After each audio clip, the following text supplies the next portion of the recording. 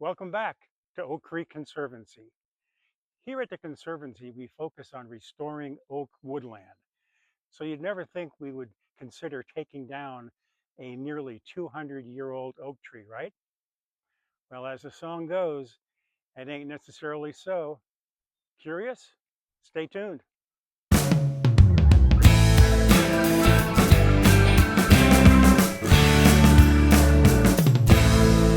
When we first decided to dedicate the Conservancy to oak woodland restoration, that was a huge decision because it required the killing of hundreds and hundreds of fir trees. We also had to cut down some big leaf maple, some Oregon ash, and we even cut down quite a few oak trees that were competing with one another because oak trees need full sun. And even if there's two oaks competing, they can inhibit each other's growth.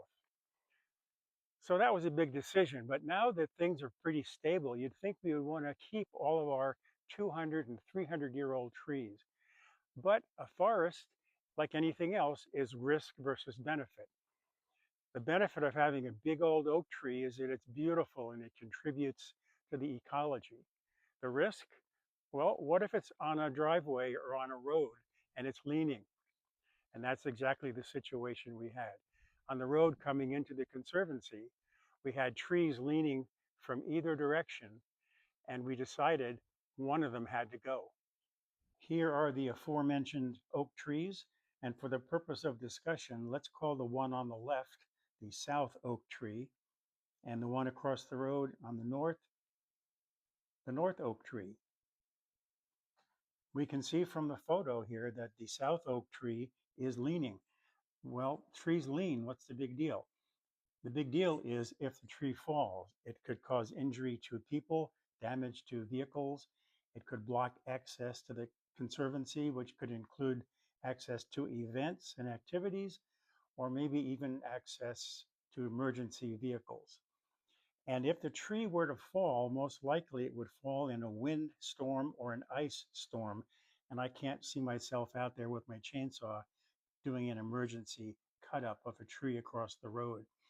So we decided to do a little detective work, and I called in my colleague Josh from Mid Valley Woodsman, and he noticed that the tree root ball was beginning to spring, which basically means the tree is leaning and the root ball is popping up out of the ground, especially on the uphill side, exposing the roots and making it weak, more likely to fall over.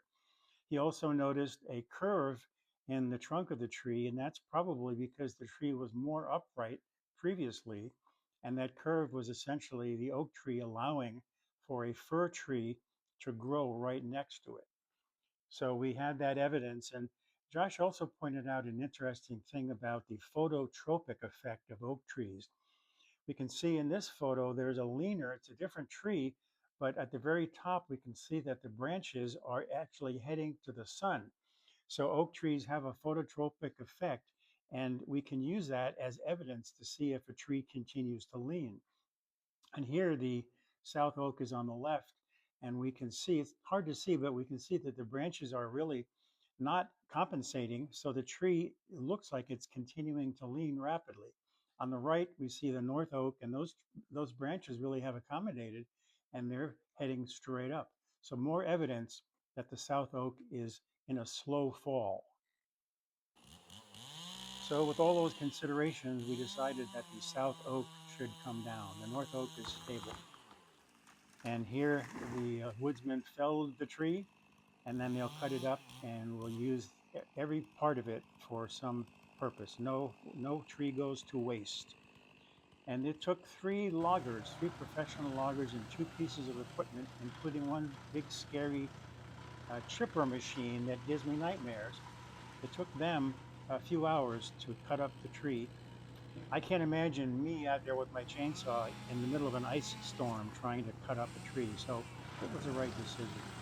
Again, no waste. So we made a lot of chips out of the smaller branches. We made the larger branches we turned into firewood. We also saved the logs from the oak tree, and they'll be used to make furniture. And we also took a couple of slices of the major trunk, and we call those cookies. Take a look at the video on tree rings to learn more about cookies. And you can see then that these logs are on a trailer heading to a small sawmill, and they'll be turned into some nice live edge lumber for furniture. Well, that's about it. It was a tough decision. We made it, and I think it was the right decision. We have averted any problems that would occur in an emergency situation, and we now can continue our oak woodland restoration here at Oak Creek Conservancy. I hope you enjoyed the video. See you next time.